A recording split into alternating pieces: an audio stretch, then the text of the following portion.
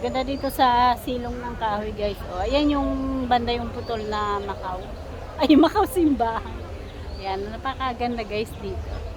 So, dapat kung pupunta kayo rito, yung hindi kayo nagmamadali,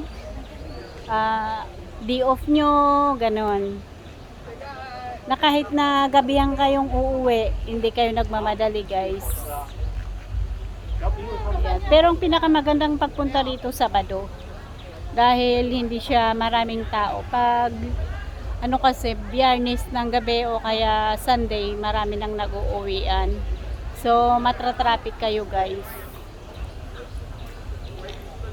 Ayan o, ang dami.